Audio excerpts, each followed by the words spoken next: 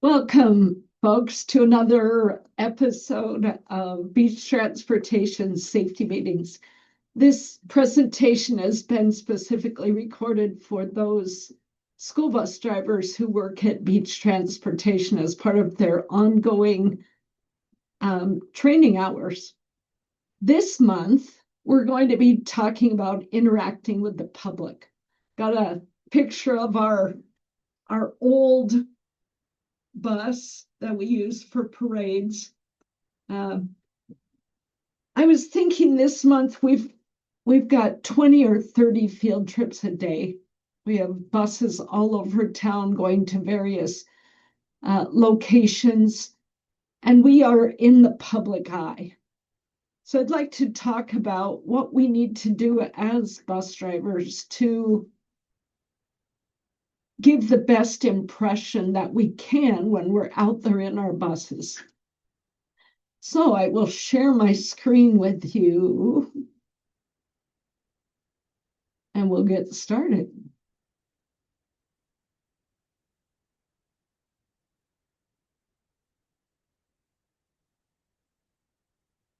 Make me a little bigger. There you go.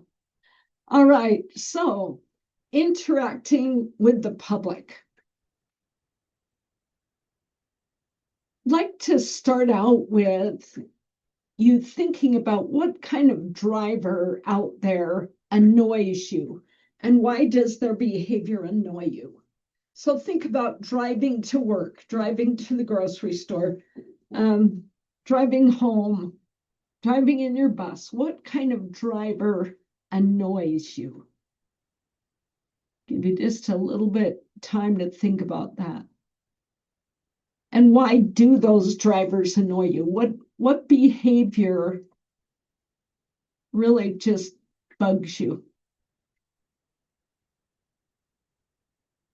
So one of my pet peeves is tailgating. I don't like it when there's another vehicle right behind me. It makes me uncomfortable. It makes me feel like I need to hurry because they're right next to me. So that's my biggest pet peeve right there. How about they cut you off? They pull out in front of you. You have to slam on the brakes. How about you're driving at the speed limit and they zoom around you and they zoom in front of you, and then you meet them down at the next light or the next stop sign. That's always a good one.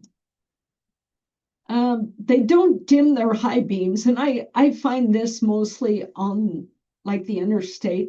It's not so much in town, although sometimes you'll get this out on Mullen Road or coming in from Lolo. Maybe at the Blackfoot too. They don't signal. So they either turn in front of you or the driver in front of you all of a sudden turns left or right, or they slam on their brakes and then they turn, not communicating. They turn after the light is red, basically running a red light. And I find this, my residence is out off of Mullen Road, and so I have to go through that Mullen Road Reserve Street light. And I've got to where I'm just fine waiting and being patient. But when I go through the intersection, when that light turns green, it never ceases to amaze me that if I turn left and that light turns yellow as I'm turning, there's always at least two cars behind me that totally turn after me. And that's just really annoying to me. Maybe they drive way too slow. You have a place to go and you're trying to get there and they're just kind of putzing along. These are some of the behaviors that make it difficult to interact with the public when you're driving. So I want you to look at these and put yourself in the position of the person who's doing them. especially in your bus, tailgating, cutting people off, zooming. Well, you probably won't be zooming around people, but you don't dim your high beams, you don't signal, you turn after the light's red, or you're way too slow. These are some of the behaviors that the public sees in us as we drive that is annoying. These are annoying driving habits. Okay, but we are great drivers, and in whole, our bus drivers are amazing bus drivers. We do our best not to annoy other drivers. We know the rules of the road and we follow them. We know how to manage the space around our vehicles. We're patient and calm in traffic. And this is one that is an ongoing thing that we have to work on. But on the whole, we are great drivers. So our buses are in the public eye. Like I said, as spring gets closer and closer, we're going to have more field trips. But we had a day just a couple days ago where we had 40 buses out on field trips, 40 extra trips. 20 is not an unusual day. So we're out there in all types of situations. Like this parade with the minibus, we've had big buses in parades. We run 86 bus routes a day and transport 4,100 students every day. That's a lot of people that we're moving from point A to point B safely.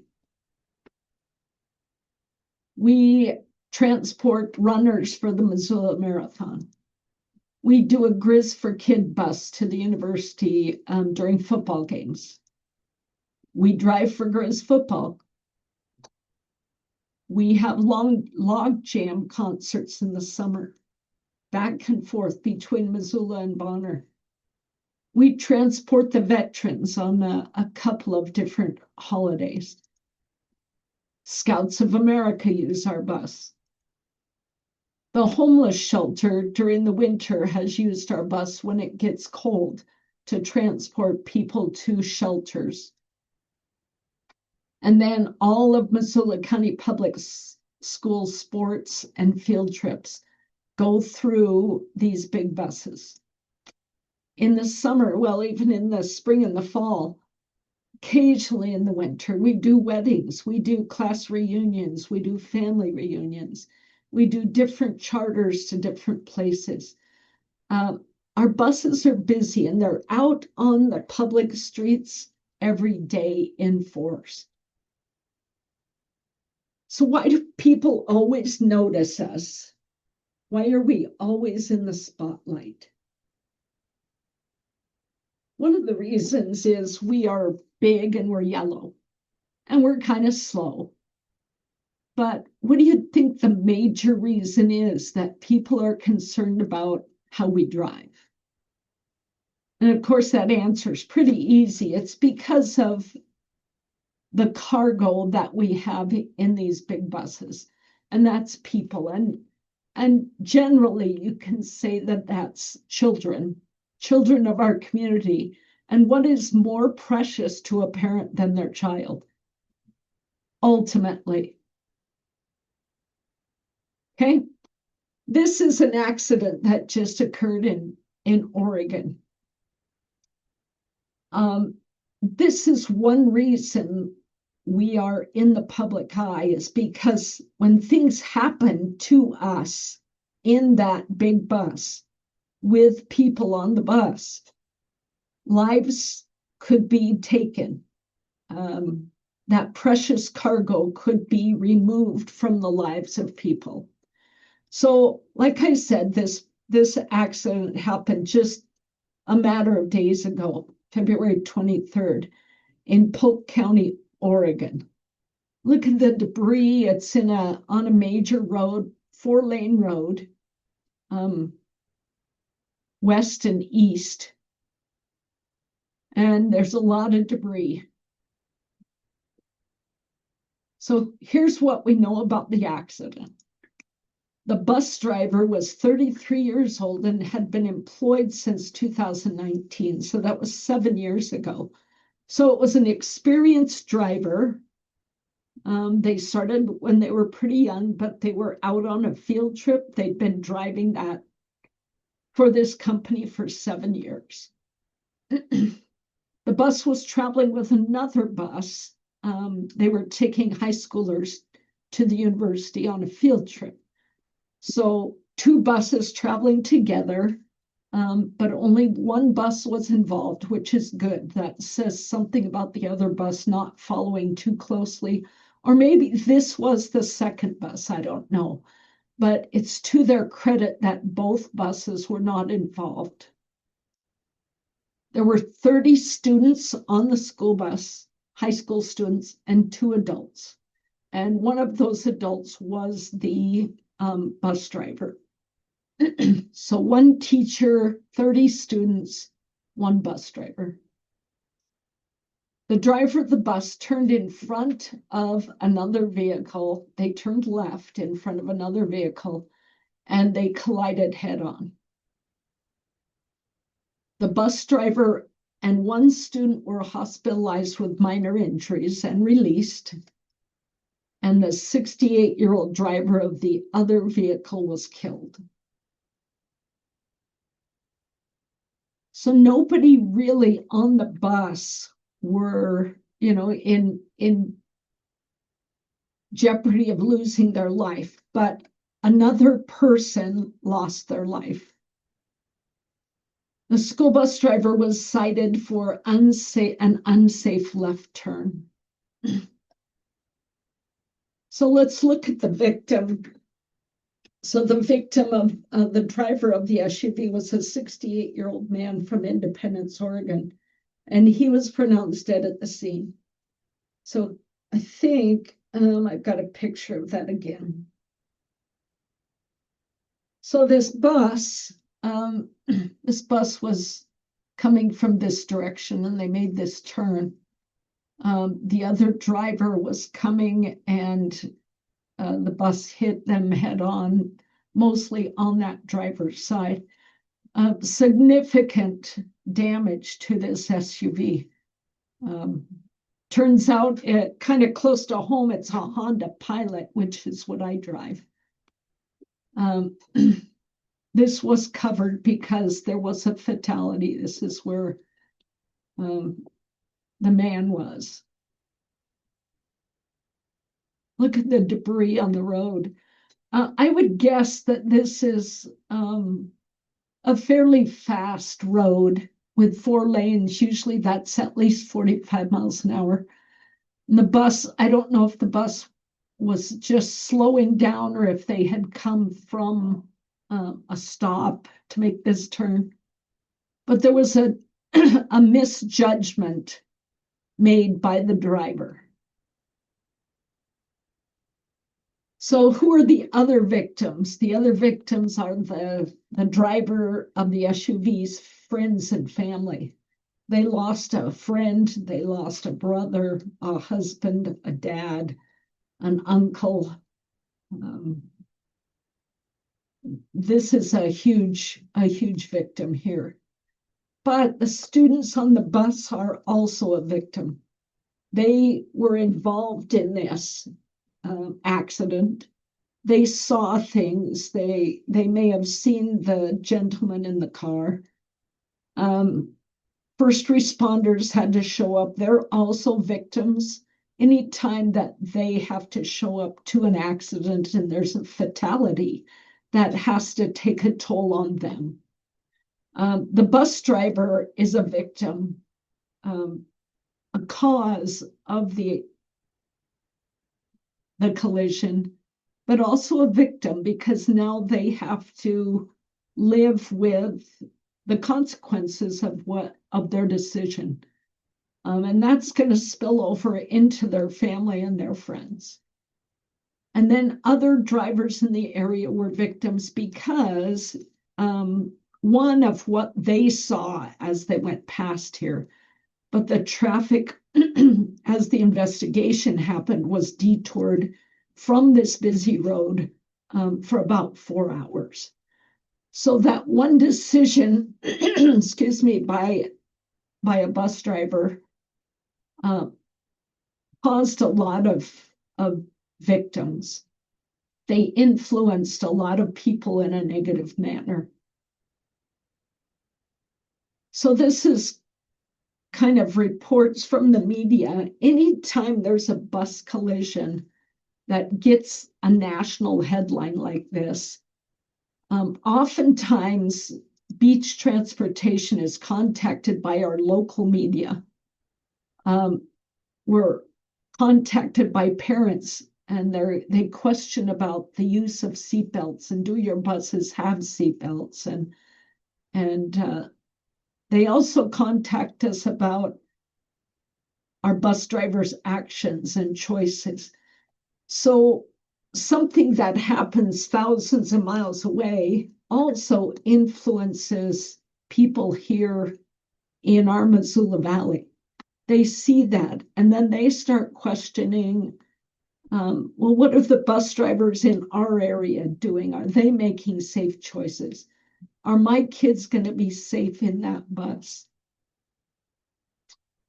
So these are just a few of the posts that were after this article posted. One was, I watch bus drivers do unsafe stuff pretty much daily, running lights, pulling out in front of people, cutting people off. I understand it's hard to be a bus driver, but it's getting out of hand. We don't want that reputation. That's something we as beach transportation, you as a bus driver in the Missoula Valley want to avoid this kind of comment. Another was lawsuit. And then another was the bus driver drove recklessly and in turn instantly killed another life in a horrific crash and only gets a citation. Originally, that's kind of what it looks like, but that is all that a police officer could issue at the time. This collision will go to the district court, and I would guess that they will push for negligent homicide.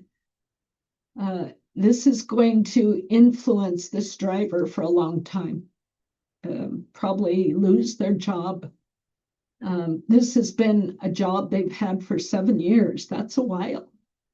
It's going to be on their record, which, that's petty compared to what happened to the individual that died.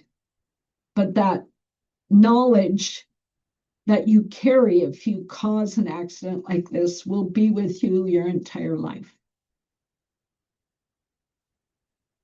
So what we do in the public eye is noticed. When you drive a school bus, people notice how you drive, and they call us.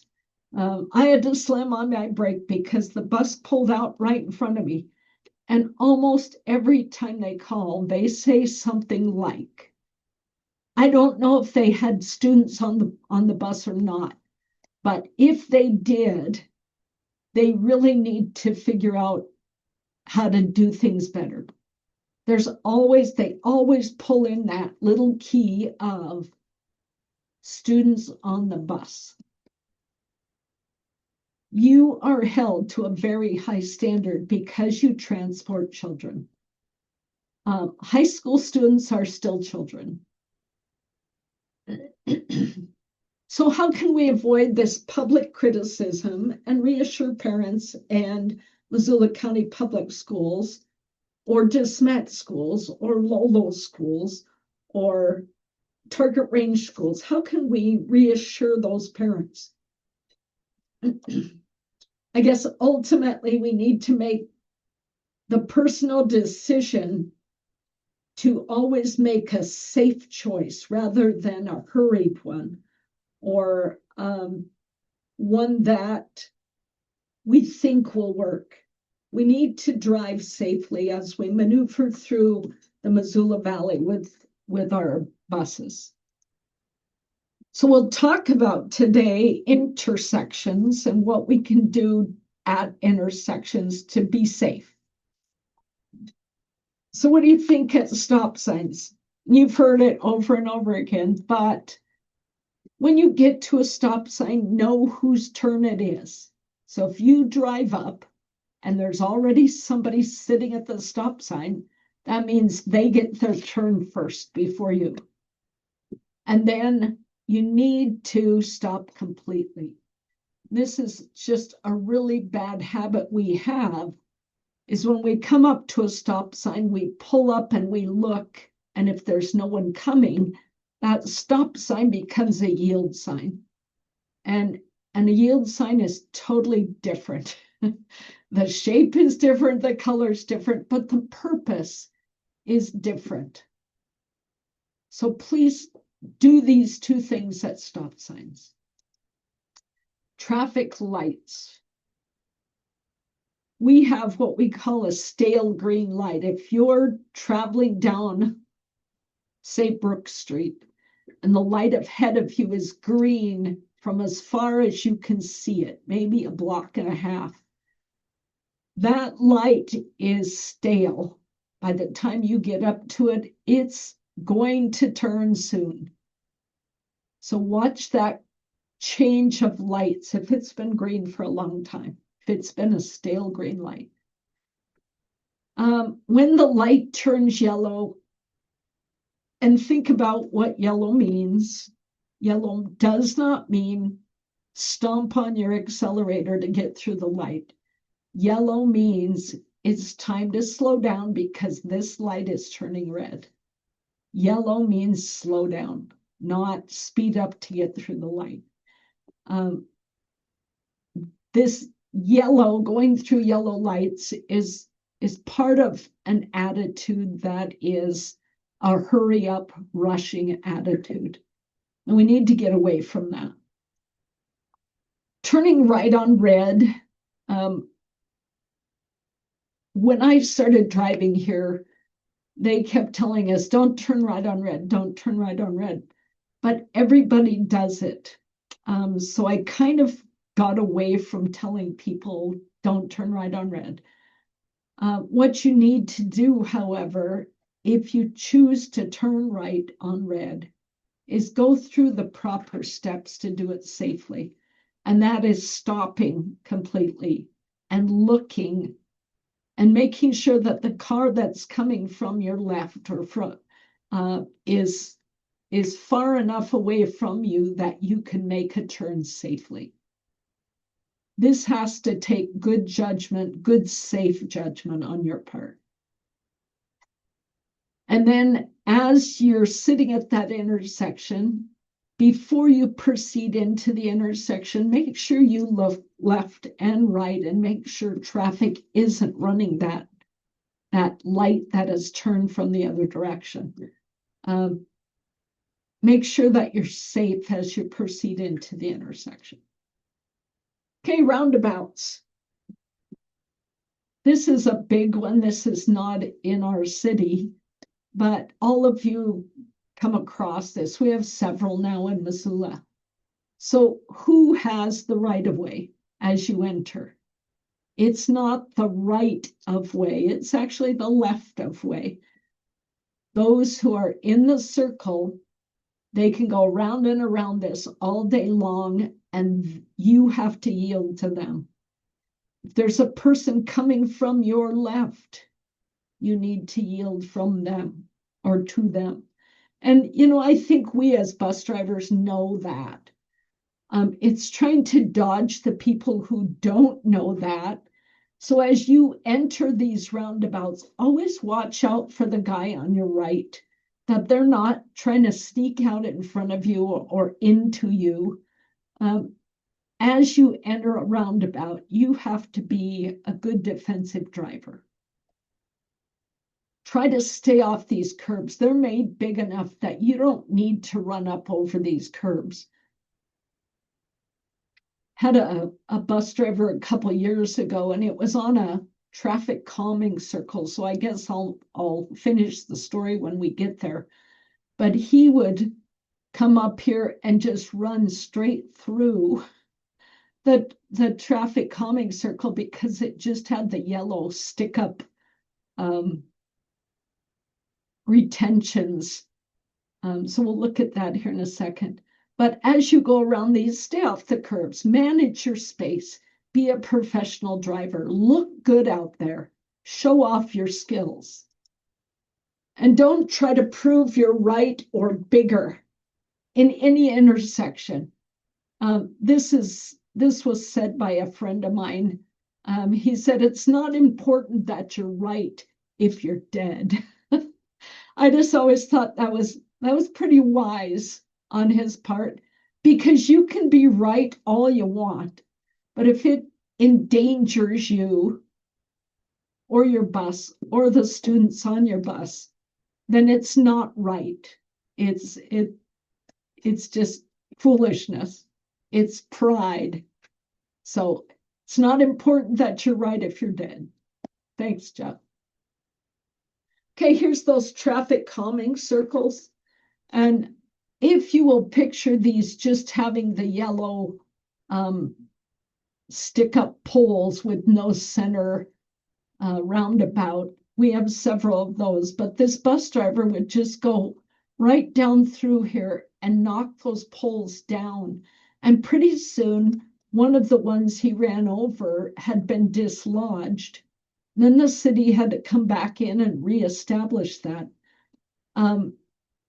Yes, these are tighter than a regular roundabout, but we can easily fit, if you go out a little to your right and back to your left, we can easily fit around these calming circles.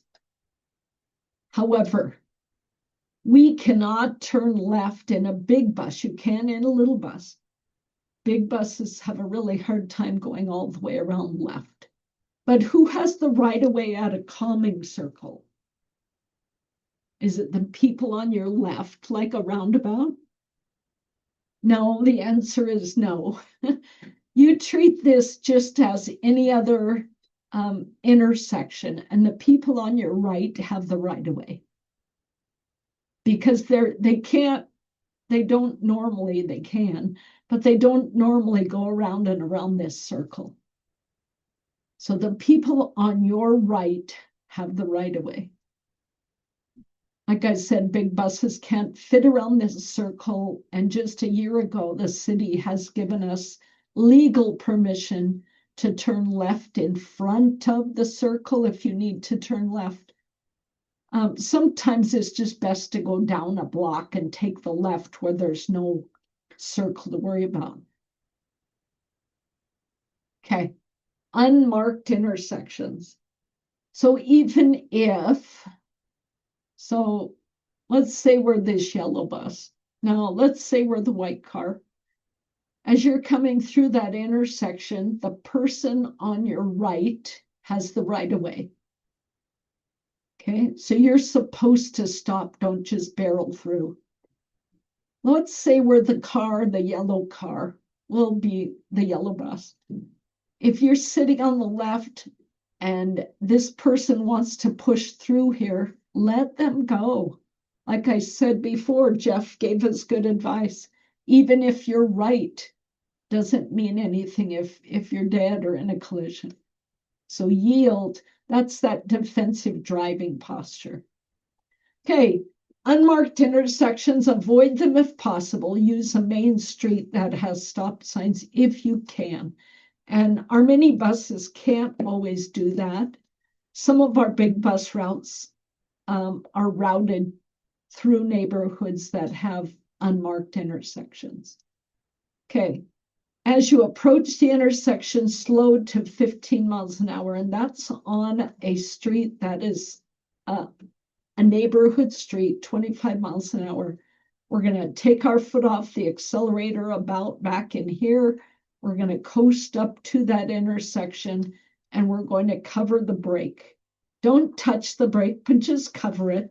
Use your neck and eyes to look left and right, and then accelerate through the intersection.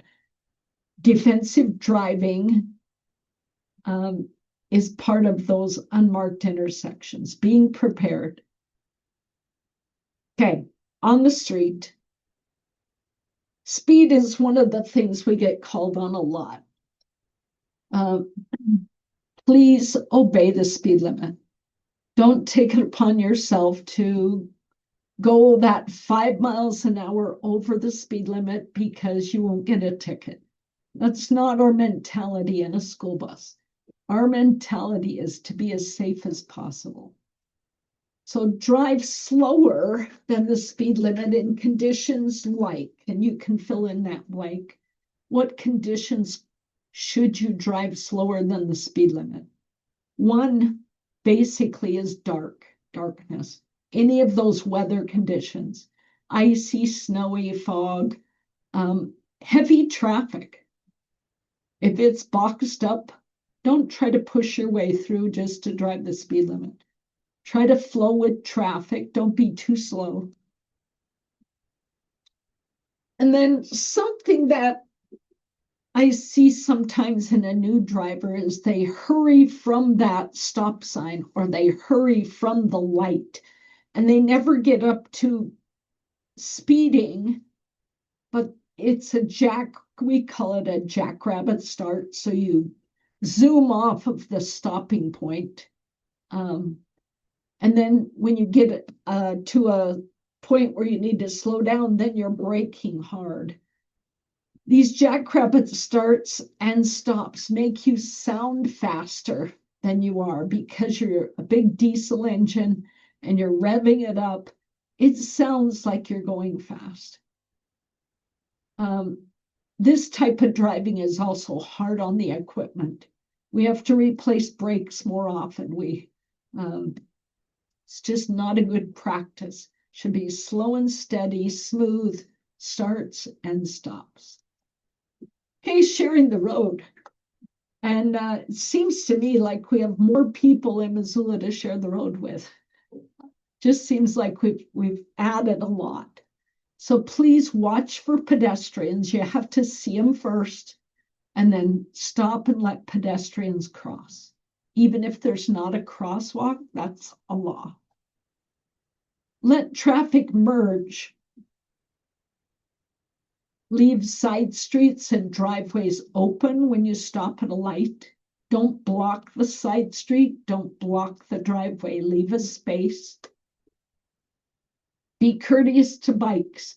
And some of our crossings in town, by the railroad crossings, where that bike path is, these bikes have the right-of-way. Watch for emergency vehicles. Get off the road as much as possible. Allow them to get to where they need to go quickly without having to squeeze past you. Okay, on the highways, watch as you merge safely. Use your blinker and don't force your way into that lane. As you exit, use your speed until you get to the ramp. Don't slow down a quarter mile from the exit. Use the ramp as your slowdown. Exit carefully. When you're making lane changes, make sure that they are safe. You don't cut back into the lane without giving that person behind you plenty of room. And always, always watch your following distance. Make sure it's at least 5 or 6 seconds away from that vehicle ahead of you. Space is a wonderful thing when you have a big vehicle. It allows you to see what's ahead of you and respond to the hazards that you see. And again, speed, don't overdrive what the speed limit is. So how is your appearance? When you stop at a light and there's 2 lanes and somebody pulls up next to you and they look in the door of the bus or they look in the window of the bus, is this what they see? Hopefully that's not, but we have had phone calls where a a driver out there in the public has said, I stopped at the corner of 3rd and Reserve, and this is what I saw. Drivers sitting in the seat playing on their phone. If you want to do that in your personal vehicle, that's your choice. But in a school bus, this is illegal. Earbuds are illegal. Answering your phone with earbuds on a school bus is illegal. Don't play with your phone. You can be away from your phone. I promise you will not have an anxiety attack. Well, you might, but you will not be away from the public and the things you need for more than an hour and a half, 2 hours at the most, and that's very doable. How does your bus look? If they drive up and the outside of your bus is scraped up, what does that tell them? What are your thoughts when you drive up and you see a car that's all banged up? And this is just not the image we want to portray to the public. So with that said, don't do this.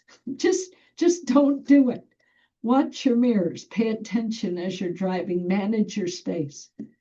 What if teachers or parents get on your bus?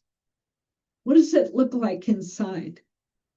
Is the garbage can overflowing? Are there apple cores on the floor? Is there a spilled soda? Take some pride on the inside of your bus. Now, what do the kids say about your bus? Yes, they're the ones that mess it up.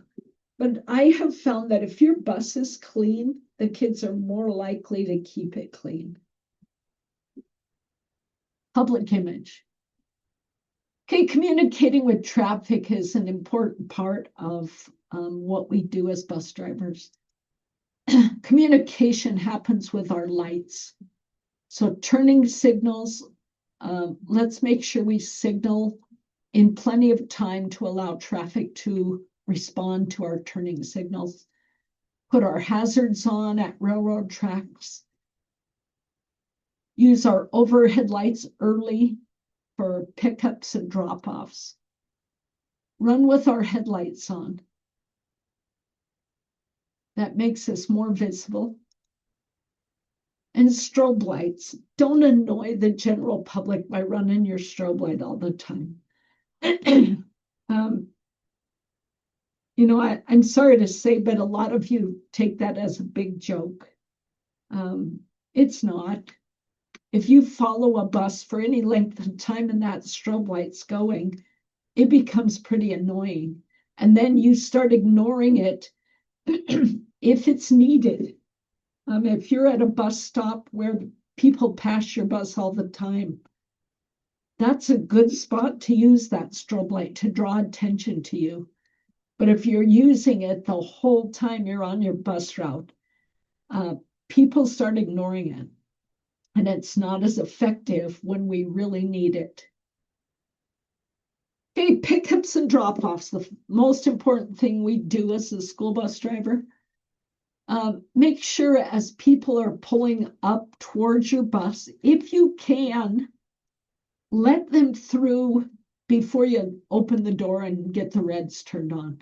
Clear the traffic that's around you so you don't have to worry about them. Are the students seated before you move? Are the students seated as you're starting to pull up? Or do you need to re-educate them? They shouldn't be standing in the aisle as you're pulling up to their drop-off point. And they shouldn't be flying down through the bus as you pull away from their stop before they sit down. Count and recount out around your bus. Make sure that there's nobody in your danger zone. And then check your bus afterwards. Make sure there's no children left in your bus. Students on your route, again, this is one of the hardest things that you do. Are they standing up in your bus as you're driving around town? Do you have kids sitting up on their feet, talking to others? Are they in the aisle while you drive around? One of the biggest phone calls that we get is speeding, but probably the second one is they had students standing in their bus while they're driving down the road. Their arms and heads are out the window. And if they're sitting in their seats with their seatbelts, they can't put their arms and heads out the window. Your windows, as we get closer to spring, should only go down halfway. Don't let your kids put the windows down all the way. They're throwing things out the window, hitting cars behind them, or just spreading garbage and trash. These are some of the things that you have a hard time with on buses that you need to manage. And it can get frustrating. Try to manage your frustrations. Use safe methods to manage student behavior. So that means don't brake check.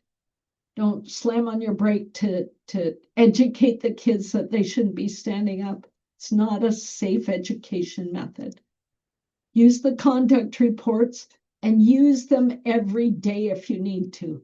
Sometimes our schools don't take a lot of action when we really feel that it should happen.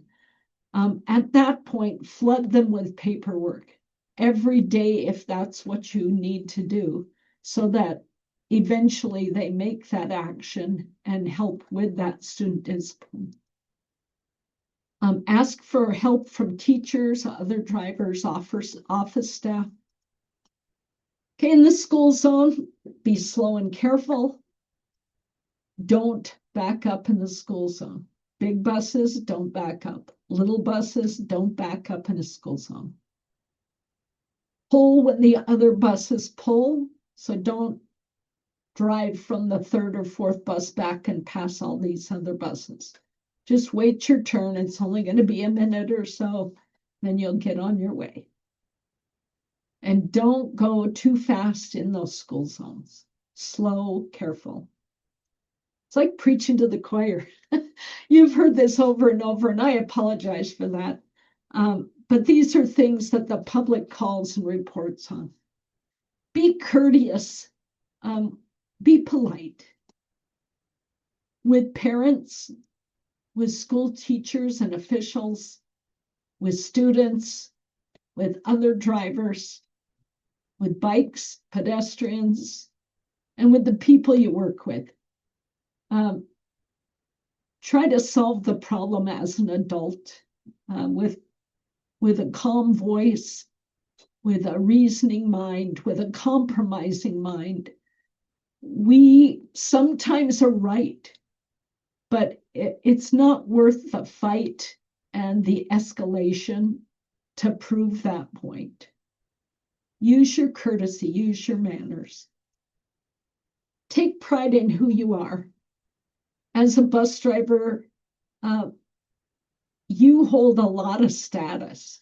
Look at all those little tiny people in our community who, when they see a bus, I mean, you are in awe. You are their hero, that big bus. And I know that diminishes and it goes away as they get into middle school and high school. But who you are is something you live with. You take that person home with you. So what is your appearance on the bus? Make sure it's a good appearance. What's your attitude while you drive? Adjust your attitude if you need to. Avoid incidents and accidents, and especially collisions. Use your training, use your good judgment, your safe judgment. Be patient and professional. These two things, and I should add safe there. Do these things. So in summary, your driving is under scrutiny when you drive because of the cargo that you transport. precious cargo. I don't know, these two look like they're trouble to me. Mischievous, look at that mischievous grin. Um, as bus drivers, you have to know and you have to obey the rules of the road, maybe better than anybody else out there.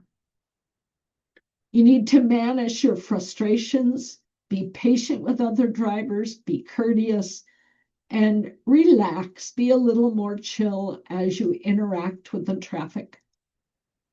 You are the company, and we thank you very much for driving safely and being conscientious in your job. What a challenging and responsible and amazing job that you have. You're entrusted to drive children around in a mess of traffic that can be so challenging. But you do such a wonderful job. We sure appreciate you. I see your efforts, the company sees your efforts, and the public hopefully sees your efforts as you drive from point A to point B safely. Thank you very much. And if you are a driver for beach transportation, make sure you fill out the summary sheet, and we will see you next month. Thanks for attending.